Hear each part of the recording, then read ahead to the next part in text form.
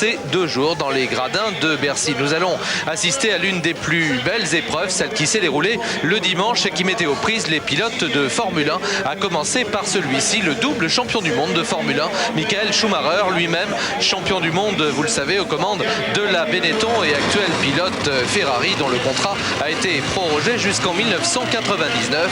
Un homme qui est passionné de karting. Il faut savoir que ses parents gèrent une piste de karting à Karpen en Allemagne, d'où il est originaire, et il s'entraîne tout au long de l'année simplement pour son plaisir. Nous allons tout de suite regarder la grille de départ et c'est Gianni Morbidelli qui a été le plus rapide, qui sera aux côtés de l'autre italien Fisichella. Schumacher est en deuxième ligne avec Badauer, et puis Bouillon, Salo, Collard, Herbert, Moreno, Lagorce, Lamy, Panis, Montermini, Papis, Lavaggi et Tarso Marquez, le Brésilien, pour compléter cette grille de départ réservée aux pilotes de Formule 1. Vous noterez au passage que le kart de Michael Schumacher est peint aux couleurs des machines de l'écurie frappée du Cavallino Rampant, et ce cheval cabré que l'on aperçoit également sur les flancs de ce kart de Michael Schumacher. Michael Schumacher qui a évidemment mis un point d'honneur à parfaitement régler sa machine pendant les essais qui se sont déroulés en prémisse de ce week-end du Elf Masters Karting 1996. Confirmation de la grille de départ avec les jeunes Italiens Gianni Morbidelli et Fisichella en première ligne, Schumacher et Badauer derrière, et puis Bouillon et Salo, Emmanuel Collard, champion du monde de kart en 88 aux côtés de Johnny Herbert, la 5e ligne composée du Brésilien Moreno et du Français Franck Lagorce, la 6e du Portugais Pedro Lamy et d'Olivier Panis, le vainqueur du Grand Prix de Monaco, la 7e avec Montermini et Max Papis qui était aux États-Unis en IMSA, et puis Lavaggi, vous l'avez vu, pour terminer cette grille avec Tarso Marquez. Quelques secondes avant le départ, on déplace le kart de Michael Schumacher, le seul kart rouge, comme vous le voyez très nettement sur ces images. Ces karts, eh bien, ce sont des nappes produites par la société italienne YAM. C'est équipé d'un cadre simple berceau en tube d'acier chromé, un moteur de 100 cm3 délivrant 17 chevaux, un embrayage automatique, une direction extrêmement directe et des freins à disque placés sur les roues arrière. Vous savez également que ces karts sont dépourvus de différentiel, c'est-à-dire que les 2 roues tournent à la même vitesse, et c'est ce qui engendre quelques réactions un petit peu spéciales de ces engins. Le poids du pilote sert énormément pour faire tourner la machine. Regardez, Michael Schumacher qui est en train de procéder aux dernières vérifications. On aperçoit notre excellent confrère Jean-François Galeron en arrière-plan qui s'illustre sur tous les circuits de Formule 1 du monde et qui nous vaut ces belles images que vous retrouvez dans la presse écrite et notamment dans les colonnes d'Auto Hebdo. Voilà Michael Schumacher très concentré. Alors ce qui est sympa dans le cadre de ce Elf Masters Karting de Bercy, c'est que les pilotes sont évidemment là pour remporter les courses, mais avant tout pour s'amuser, pour se distraire et pour offrir un excellent spectacle à ceux qui sont venus se masser dans les gradins. Vous voyez Schumacher, on le voit rarement faire preuve d'une telle décontraction sur les grilles de départ de Formule 1. Il faut dire qu'évidemment, l'enjeu n'est pas le même, mais c'est un petit peu ce qu'on peut reprocher, je dirais, au sport automobile dans ses plus haute formule, c'est de manquer un petit peu de joie, un petit peu d'émotion, un petit peu de décontraction et de plaisir de conduire, tout simplement. Ce plaisir de conduite qui passe souvent au 2e ou 3e plan. Alors, le karting, c'est, on vous l'a dit aussi, la première marche du sport automobile. Souvent, c'est ce qui permet d'accéder aux sensations que l'on peut découvrir derrière un volant. Et je ne saurais trop vous conseiller de vous rendre sur une piste de karting. C'est très accessible à tout un chacun. Immédiatement, on retrouve les réflexes propres à la conduite de ces engins avec le frein sur les roues arrière uniquement, je le rappelle, au pied gauche, l'accélérateur au pied droit. Et puis une direction extrêmement directe, on se trouve très près de la piste et les sensations sont énormes. Attention, le départ avec donc Gianni Morbidelli, le numéro 8 devant vous, qui prend le meilleur départ et qui devance Giancarlo Fisichella au premier virage. Derrière, vous l'avez vu, Luca Badauer a grillé la politesse à Michael Schumacher pour le moment 4e. On aperçoit derrière Mika Salo et Jean-Christophe Bouillon. Voilà pour les positions dans cette finale Formule 1 du dimanche. Une course particulièrement disputée, autant vous le dire tout de suite. Restez avec nous, là, freinage avec une attaque ici un petit peu optimiste. C'est un euphémisme de Luca Badauer qui a peut-être été un petit peu poussé par Michael Schumacher au freinage. Les positions après le premier tour, Fisichella, Schumacher, Salo, Bouillon, Herbert et Collard. Voilà les positions. On vous rappelle qu'Emmanuel Collard, qui était pilote d'essai pour Tyrrell cette saison et dont les espoirs de se retrouver dans le baquet d'une monoplace de Formule 1 en 97 viennent de fondre comme neige au soleil, malheureusement, puisqu'un accord, vous le savez, a été concrétisé avec le Hollandais Jos Verstappen, dont évidemment l'attaché case était plein d'espèces sonnantes et trébuchantes. Le talent d'Emmanuel Collard, une fois de plus, n'est pas à mettre en cause, bien au contraire. Regardez ce qui s'est passé. Voilà Schumacher qui pousse un peu Luca Badoer, dont la machine, vous le voyez, vient grimper sur le dos de Gianni Morbidelli. Ça aurait pu être grave. C'est l'un des accidents les plus dangereux qui peut se produire en kart. On a vu d'ailleurs quelques tonneaux dans le cadre de ce Elf Masters Karting de Bercy 96. C'est la 4e édition de cette épreuve très conviviale. Regardez. Schumacher dont le mufle du kart, le museau vient tutoyer la petite barre de protection chromée à l'arrière du kart de Giancarlo Fisichella. Fisichella, le numéro 8, qui s'est installé au commandement depuis les tout premiers centimètres de cette épreuve.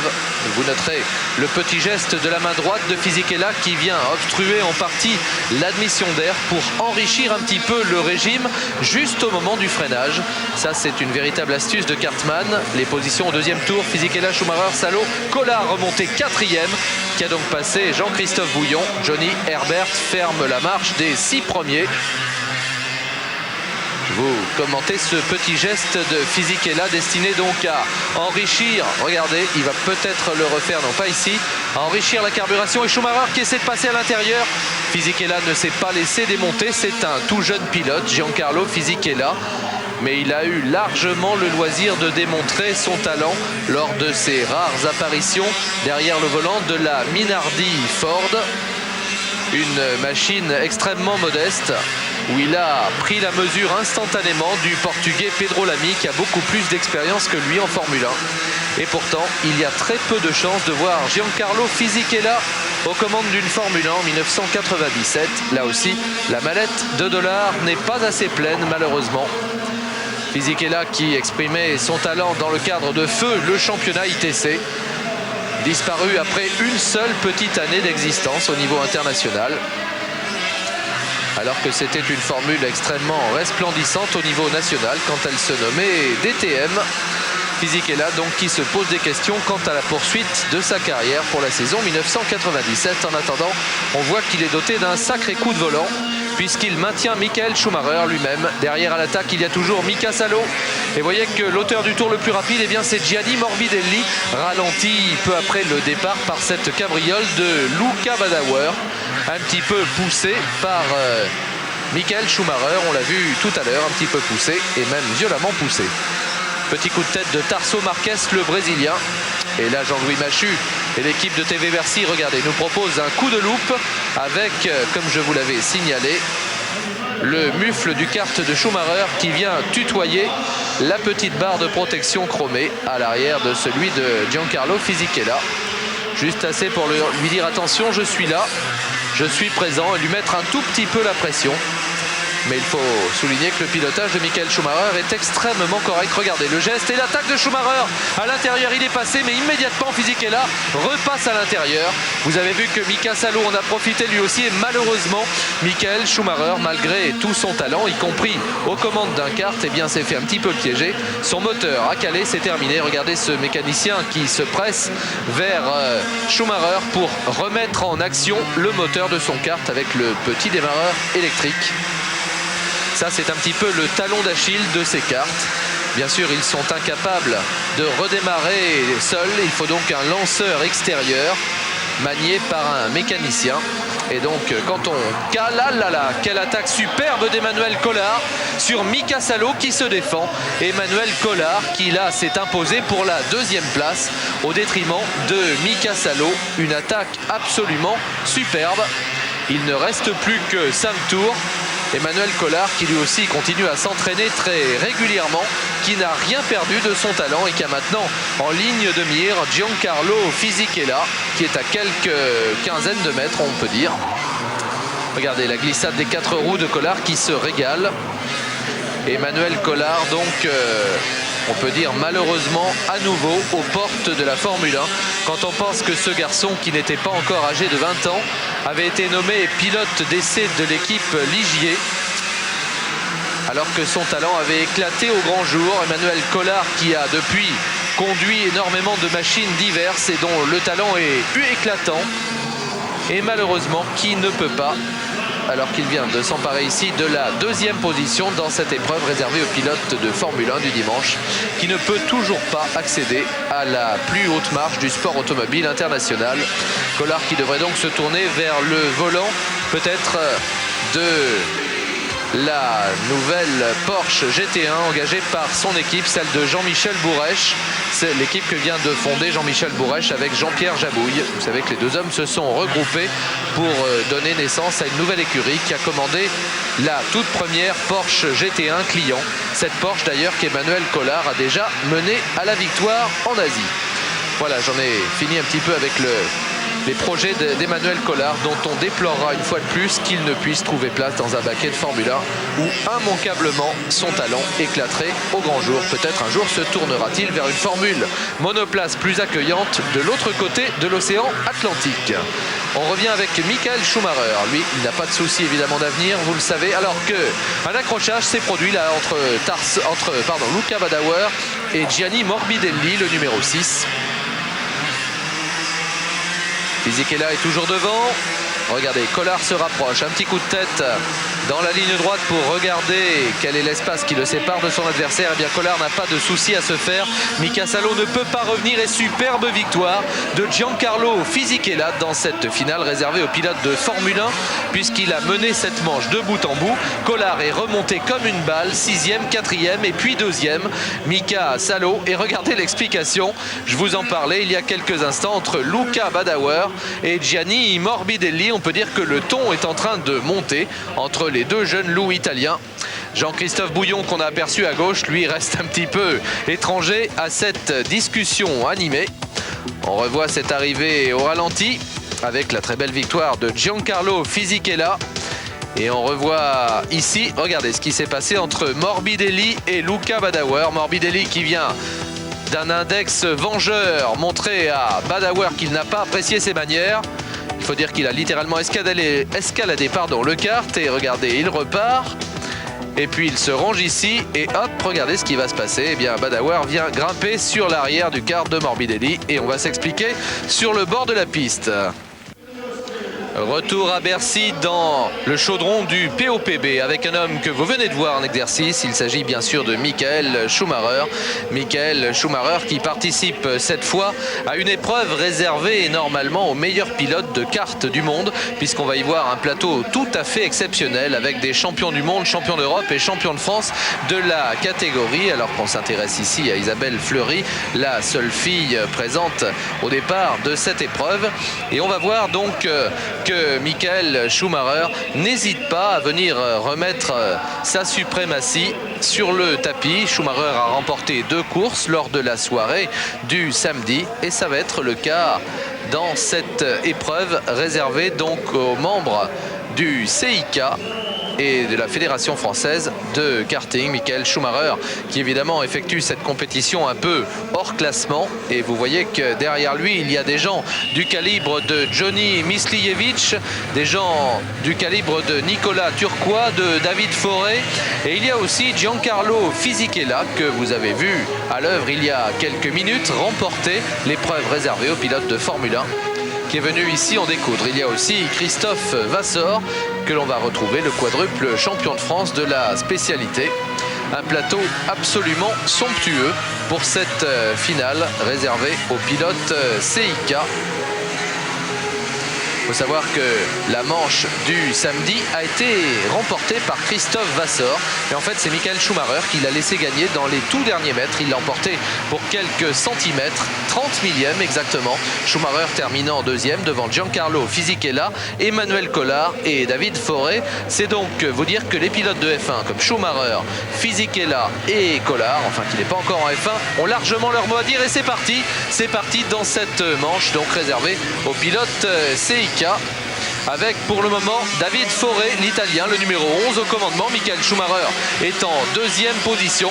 On trouve juste derrière Christophe Vasseur, le numéro 14, et puis le 2, Johnny Mislijevic, et le numéro 4 que vous avez également reconnu, c'est-à-dire Luca Badoer, encore un pilote de Formule 1, champion international de Formule 3000. On a aperçu un tonneau, là justement c'était au-dessus de Luca Badoer, au freinage de l'épingle, au bout de la ligne droite dans les coursives, et on espère évidemment que le pilote n'a pas été sonné dans cet accrochage.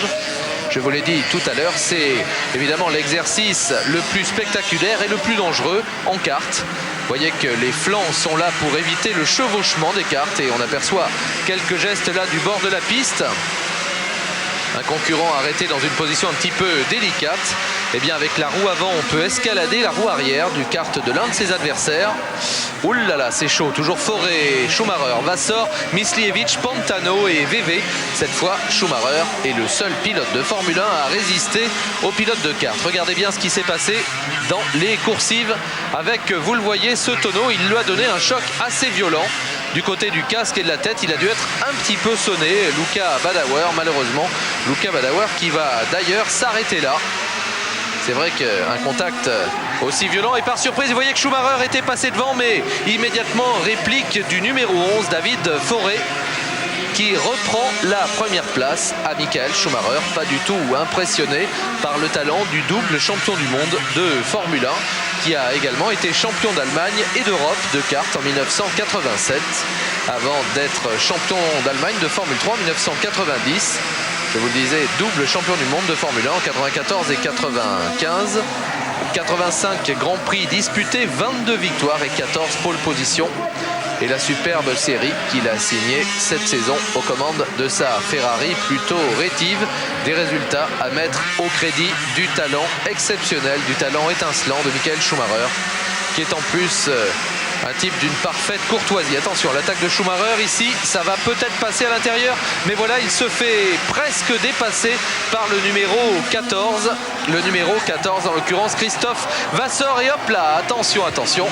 Schumacher a été attaqué par David Foré, qui est parti lui aussi dans un petit saut de cabri. Et pour le moment, eh bien, Schumacher reste au commandement avec dans ses roues le numéro 2, Johnny Mislijevic. Schumacher qui se retourne. Derrière, il y a donc Christophe Vasseur, le numéro 14. On va revoir au ralenti cette manœuvre pour le moins audacieuse. Bon, un petit coup dans l'omoplate droite, vous l'avez vu, de Michael Schumacher pour David Foré, le numéro 11. Heureusement, Michael Schumacher, certainement un petit peu choqué, mais n'a pas été du tout ni ébranlé ni blessé. Vous savez que souvent, ce sont les côtes qui souffrent énormément dans le baquet d'un kart. Alors, attaque de Christophe Vasseur qui part un petit peu en tête à queue, qui perd du temps, qui laisse repasser Johnny Mislijevic. Superbe bataille dans cette finale CIK. Boum, un grand coup dans la malle arrière, inexistante pour l'occasion, de la part de David Foré au détriment de Christophe Vasseur. On peut dire que c'est rugueux entre les deux hommes qui se connaissent bien. Regardez, on continue à s'expliquer de manière pour le moins virile. Petit coup de tête à l'arrière, petit regard. Attention, ça continue et voilà. Les deux hommes qui se sont grimpés l'un sur l'autre. Et là, je crois que ça va être dur pour Christophe Vasseur, dont la course va s'arrêter là. En attendant, eh bien, on continue à se passer et à se repasser dans le paquet, où c'est très très chaud. On est cette fois dans l'enceinte du stadium du POPB. On a aperçu le numéro 3, Jean-Christophe Ravier, champion du monde de Formule 1 1996, notre champion du monde à qui nous avons déjà rendu hommage sur Eurosport. Et vous voyez ici Christophe Vasseur immobilisé avec son kart portant le numéro 14 et qui doit abandonner son baquet malheureusement après cet accrochage, ce contact un petit peu violent avec David Foré. Jean-Christophe Ravier, le voici, c'est le numéro 3 avec son casque bleu, blanc et vert à l'attaque.